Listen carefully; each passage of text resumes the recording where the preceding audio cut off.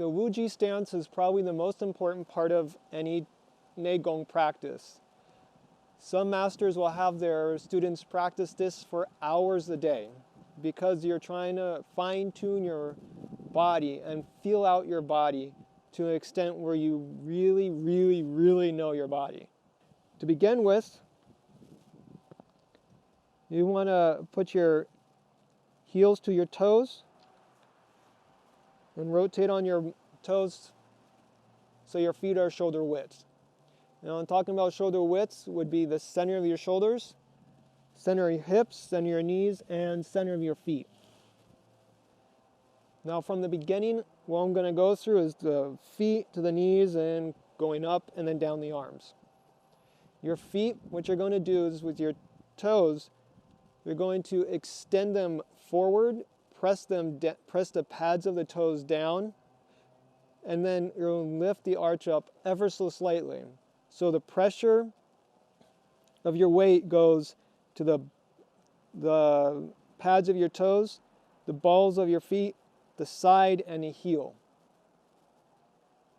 And that takes just a little bit of opening. So a lot of times when people practice, they'll open their toes, they'll play with their feet a little bit to get the posturing just right for the feet.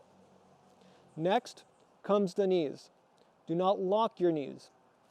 Slightly bend them, unlocking them. And one of the tricks to it is to have slight pressure going from here to the ground here, ever so slightly, so you can relax your thighs. So your knees need to be unlocked, again, not unlocked, not stiff locked. Next comes your sacrum.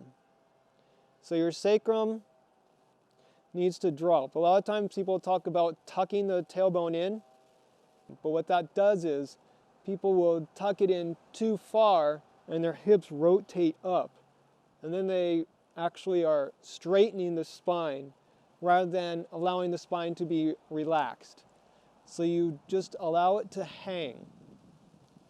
Just allow it to soften and hang down. And then go up to your spine. Then take each vertebrae and feel it raise up maybe a millimeter, if that.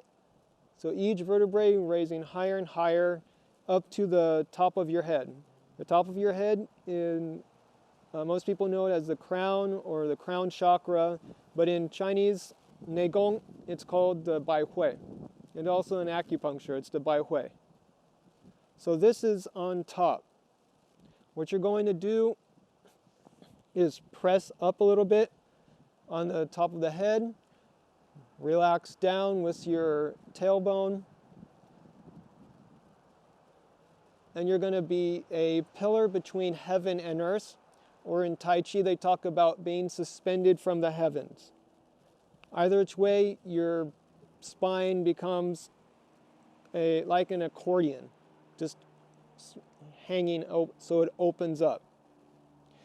Very importantly is to be soft in the opening, not to strain any part of it. So you're just a very slight pressure. And then go down to the shoulders.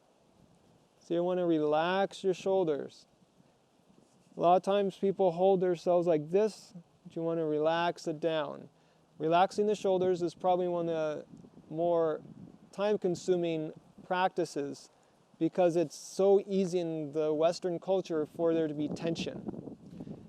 If you look at the structure of your body, you have the ribs here, and there's actually a lot of space between the ribs and your shoulder. So allow the shoulders to go out and down.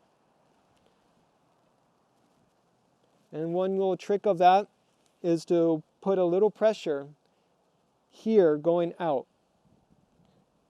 From here, put your thumbs on your sides so you can measure where your arm is, and then rotate on the middle fingers so the palms face inward. And that is the basics of the Wuji stance.